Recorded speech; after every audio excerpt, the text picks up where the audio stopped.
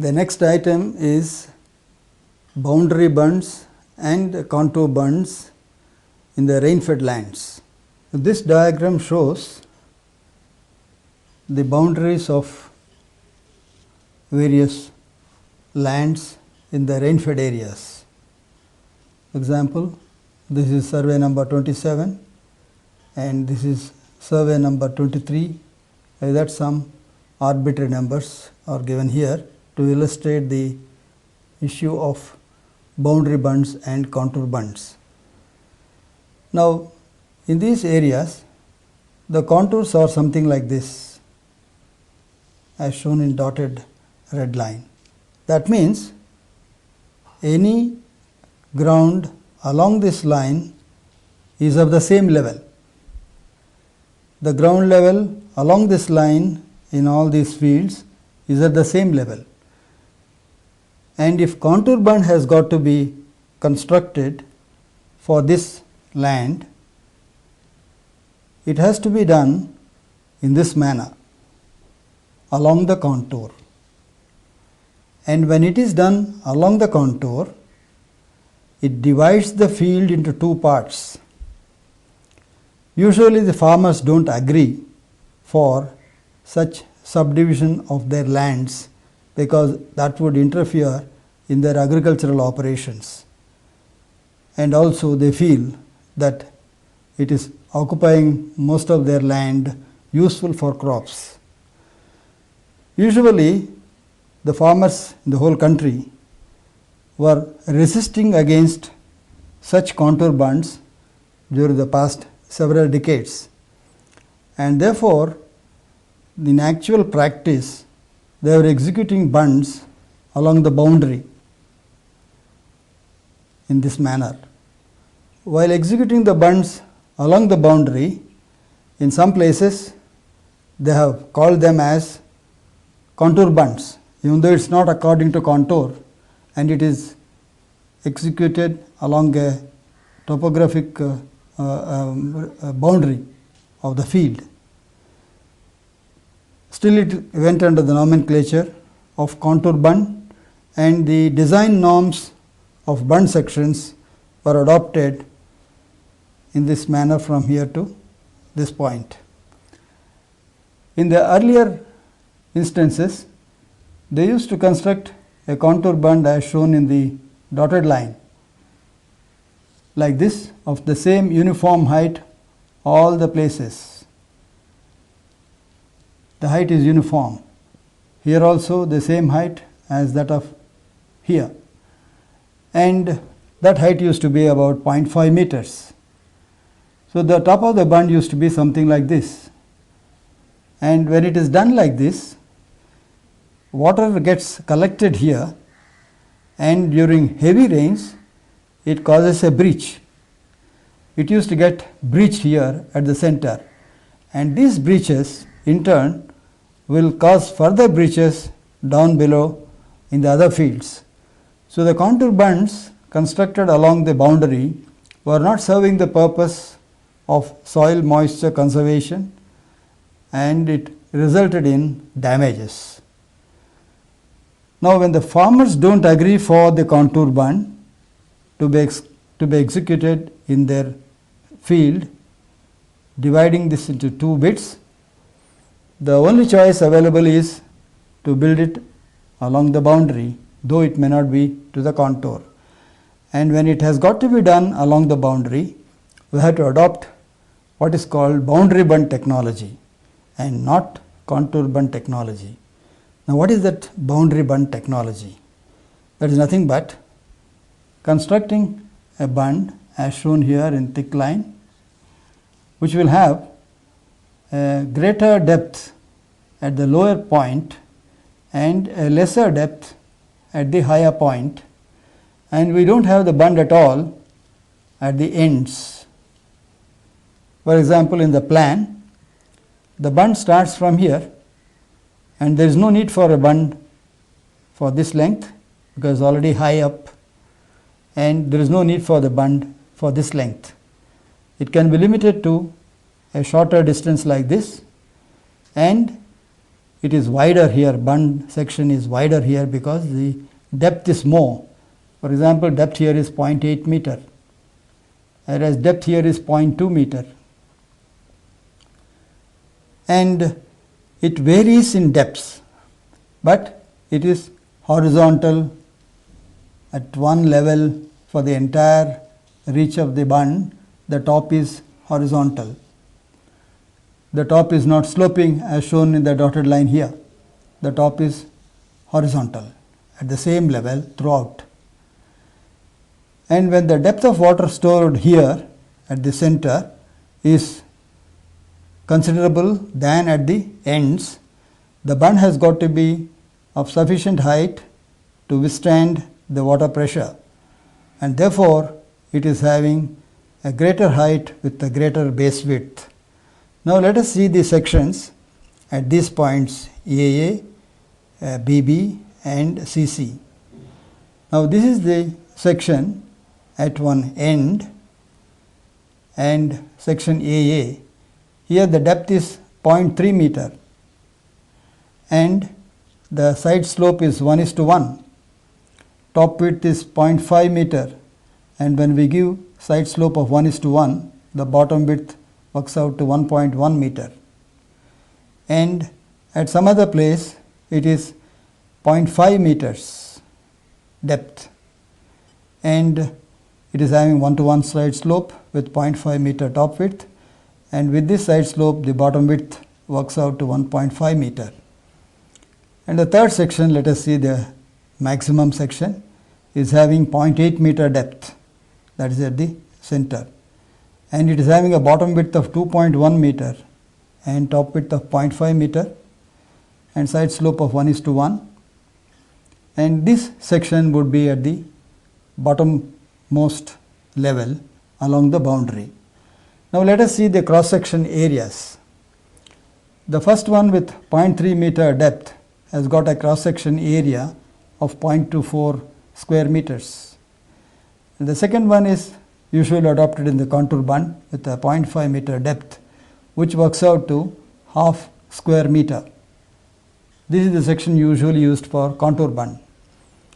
Now instead of this section, we use a lesser section in the ends, and we use a bigger section at the middle where the ground level is the lowest. So here we provide a bigger bund with 1 square meter as the area of the bund. This will be higher than the contour bund area of 0.5 square meter, and it is compensated by a lesser height of bund at the ends. So in effect, there won't be any increase in cost due to the boundary bund technology. The same contour bund costs only would be applicable to boundary bund technology also.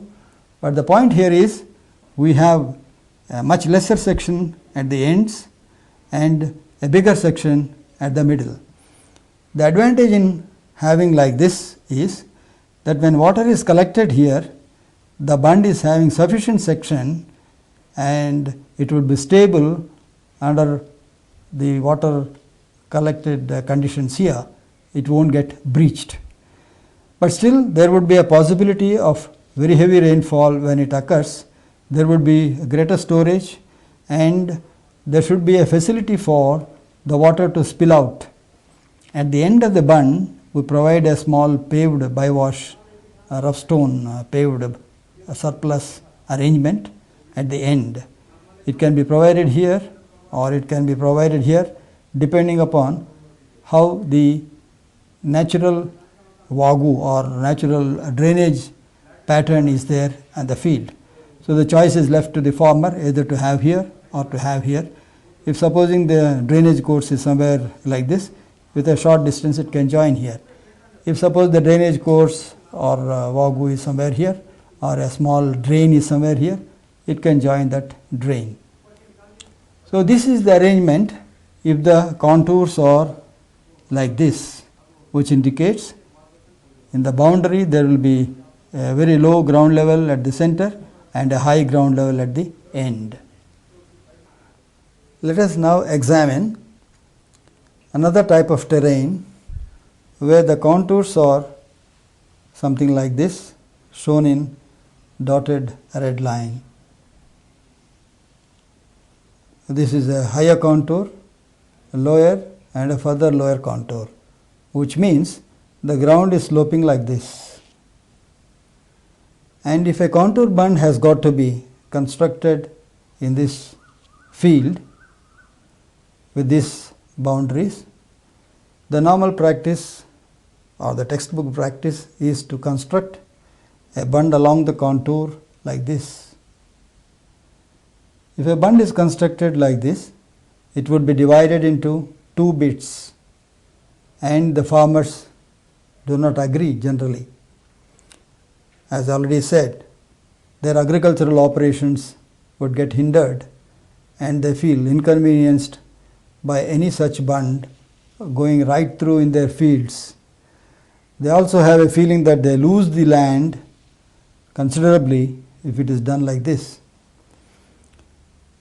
And therefore, they want the bund along the boundary. If it has to be done along the boundary, let us see the sectional elevation of this. The boundary is something like this. It is higher ground here and it falls, and this is the lowest ground. And if a contour bund section will have to be executed along the boundary, it will be built something like what is shown in dotted line here. That means it will have the same height of 0.5 meter here, it would have the same height of 0.5 meter as well as the same height as 0.5 meter. Now if such contour bund section is constructed along the boundary of this type, then we can easily imagine what would be the result of that. The water gets collected in this low ground. There won't be any water here at all because the slope is like this, falling down slope is like this. So the water will get collected, and when it increases a particular height, it breaches here. And because the section is the same here as well as here also, so the section here is the same as the section here. There is no need for a bund here, and there is a need for a bigger height of bund here, but it is provided according to the contour bund section of 0.5 meter height. So therefore it causes a breach here, and continuous breaches happen down below, one breach below the other. This has actually happened in several cases, and I would like to quote one Vice Chancellor of Karnal Agricultural University, Haryana. He was telling me during some of our joint inspections and visits that the farmers, some of the farmers in Haryana have reported to him that there was some erosion earlier to the contour bund formation, but after the contour bunds are formed, the erosion got increased and there was severe breaches of bunds constructed, and that led to much severe erosion. And the farmers were mentioning, we don't know what to do now. You wanted us to do the contour bunding to reduce the soil erosion, and the contour bunding was done, but the soil erosion never got reduced, but on the other hand it increased very much more. So that is the situation when we come across. If a contour bund section of uniform height is constructed along a boundary where the boundary terrain is sloping with a high ground level here to a low ground level there. So in such cases, the boundary bund technology has got to be adopted. I purposely coined this word, boundary bund technology. This is not done so far, and therefore we have to now coin a different technology for this. The reason for not developing a boundary bund technology is hitherto that the scientists were insisting that contour bund alone should be done and not along a sloping ground. But now when we see the preferences of farmers and because we have to go according to choice of farmers, the contour bund was not possible to execute in their fields when the fields are sloping in this manner. So the farmers insist upon doing the bund only on the boundary, and hitherto it was done in the boundary adopting the contour bund section of uniform.